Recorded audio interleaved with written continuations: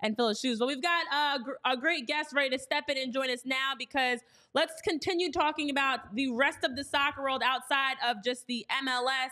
We've got joining us now, dear friend and great writer with The Guardian, Men in Blazers, and ESPN, Megan Swanick, who's also a Philly lady right here, just like us. Welcome, Hey. Meg. Nice to have you here.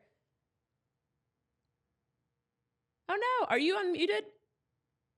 Okay, wait. I think we had a muting problem. Am I here? Can you hear me? Yes, there we Yeah. go. Okay. There we go. How's it going, guys? Good to see you. Great. How are Doing you? good. Welcome. Nice to have you here on PHOI Union Podcast. So Yeah, it's we were good to be talking. here. Yes, we were talking about Mbappe, but we're going to continue talking about some of the superstars around the world.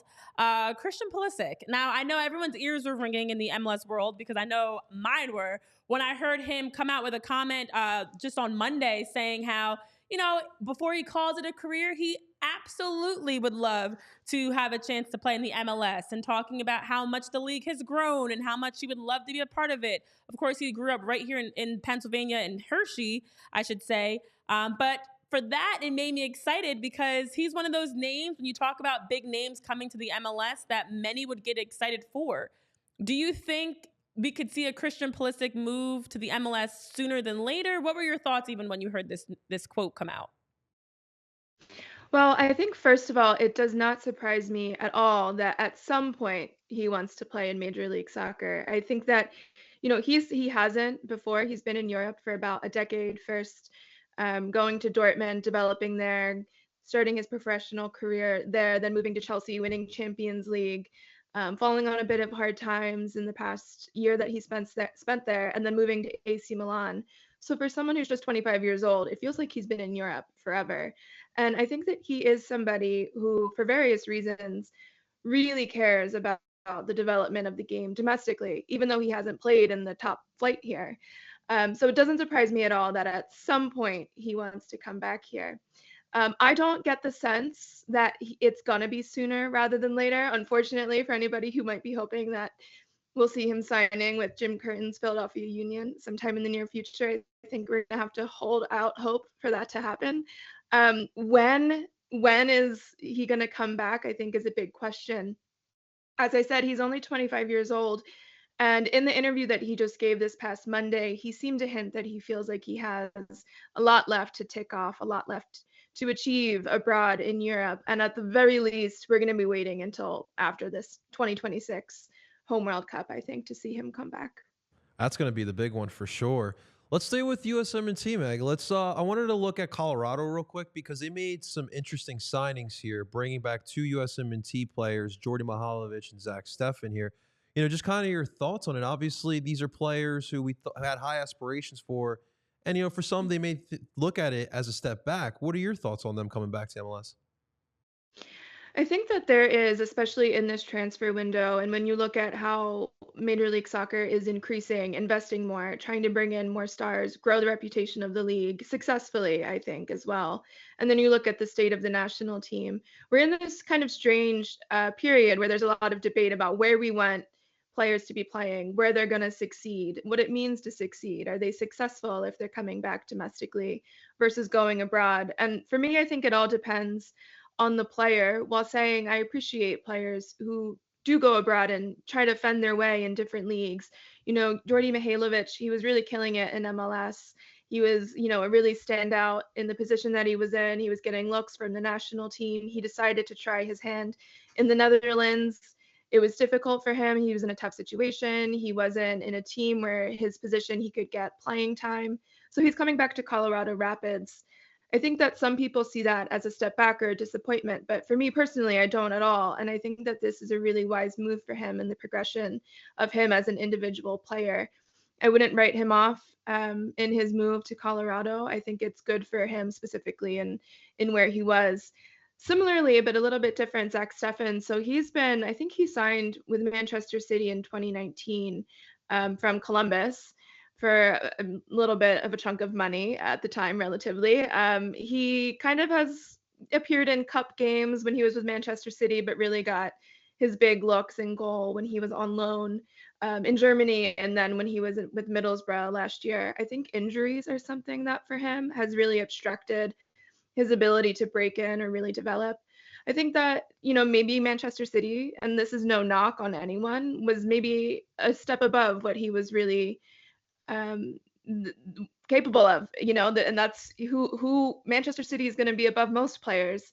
So I think that he struggled to really find a situation where he was the guy, he was getting minutes, he was the starting goalkeeper, and was able to build confidence, winning titles in that position. And so there's actually Jonathan Tannenwald of the Philadelphia Inquirer, our fellow Philadelphian, or I guess he's a native DC person. He would probably recoil. He's not a native Philadelphian, but he is stuck with us.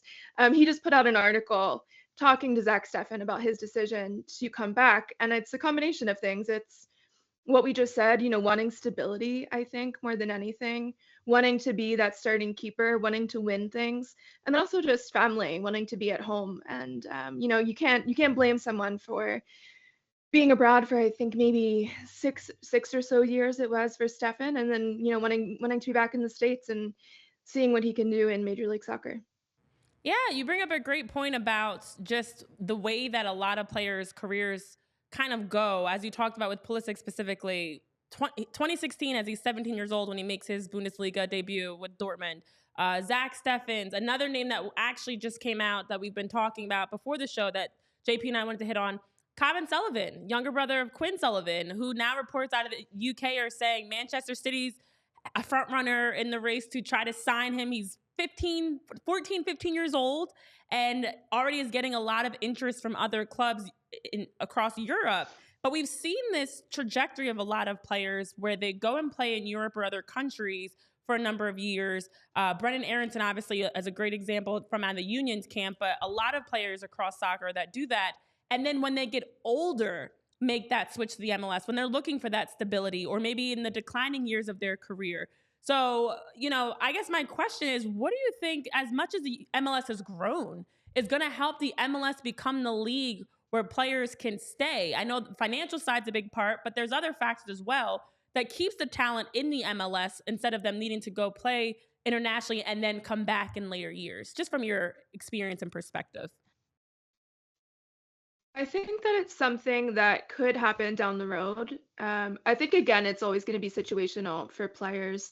When it comes to the Christian Pulisics of the world, I think we're a long way out, personally, from a situation where they're going to choose staying domestically versus the Premier League or versus Champions League football, at least in their prime. Again, Christian Pulisic, he wants to come back. He wants to play in Major League Soccer. He wants that impact that he knows his, star power, for lack of a better word, would have on the domestic scene here.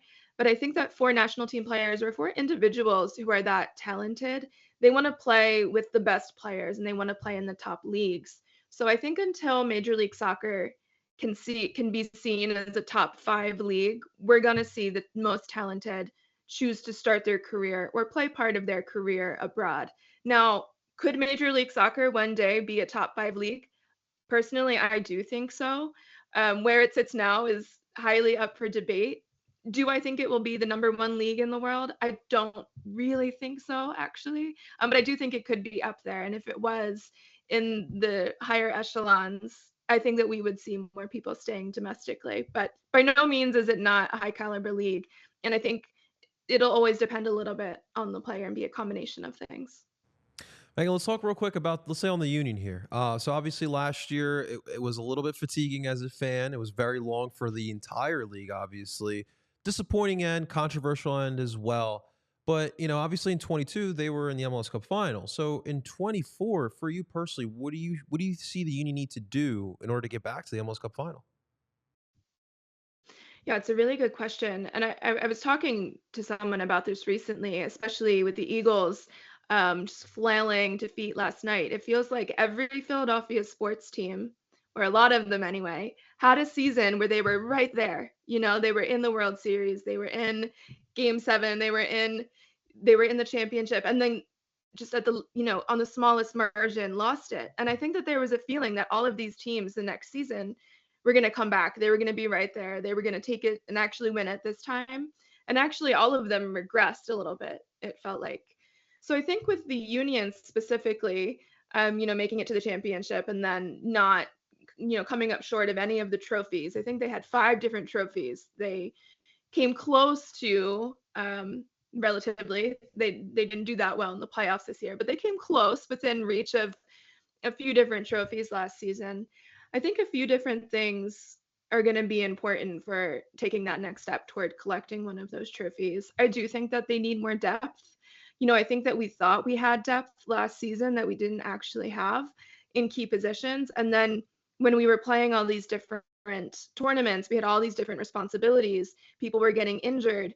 We weren't making the substitutions maybe when we did have some people there in depth. I think that was a major piece. So, I think Daniel Gazdag is being rumored.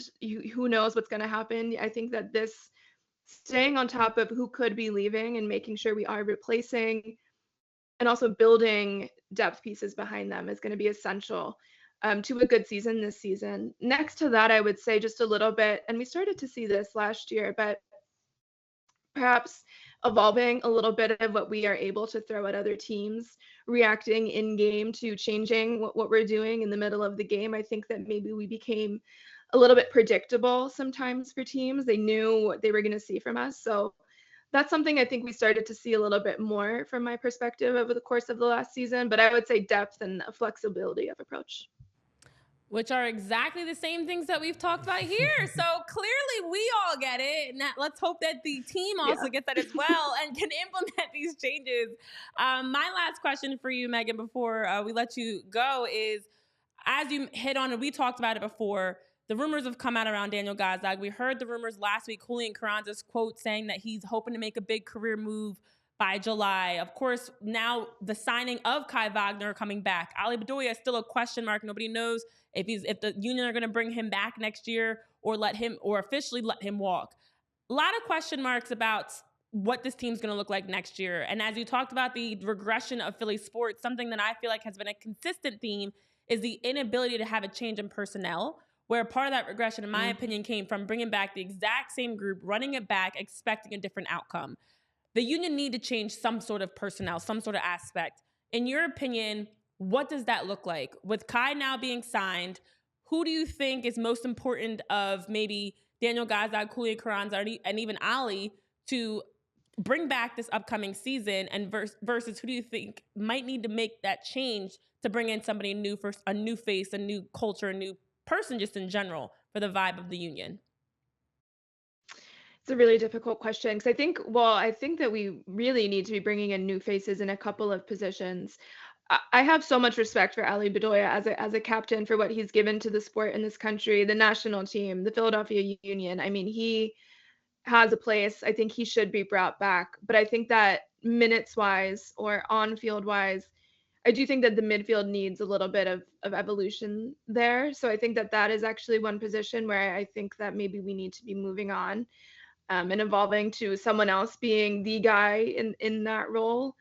And then the striker positions, both of them potentially, I think that those are where we're going to need new faces sooner rather than later. Not wait to even see if Daniel Gazdag is leaving now or Julian Kranza want to. It's just a matter of when with him. So I think that we desperately need to have wisely chosen strikers that are going to deliver. I know that that's easier said than done, but we really need that position. And then I would say that a little bit of evolution in the midfield. I am not willing to move away from anyone in the back line and definitely not in the goalkeeper position anytime soon. So I'm going to say a little bit in the midfield and the strikers. Okay. All right. My last question, Mike, I want to just do some early predictions here of the Eastern Conference. So, a lot of people still predict the Union to be the top of the Eastern Conference. A lot of people obviously predicting Inter Miami here as well. Do you have a dark horse in the Eastern Conference that may compete here at the top? Ooh. That's really difficult. Yeah, I guess Inter Miami can't be anybody's dark horse. I do agree that they're going to be near the top. I do think the Philadelphia Union will be in that contention as well. I think NYCFC are going to be pretty good this year. I have a feeling. I know that I'm not supposed to say that to anyone who pays attention to them, but it's fun when they're good and we get to play them and it becomes tense. So I think NYCFC is going to be good. The Revs, I think, are going to be really interesting to watch. So I guess if dark horse, maybe one that's not being named at present that I think could be good this year, I'm going to say NYCFC.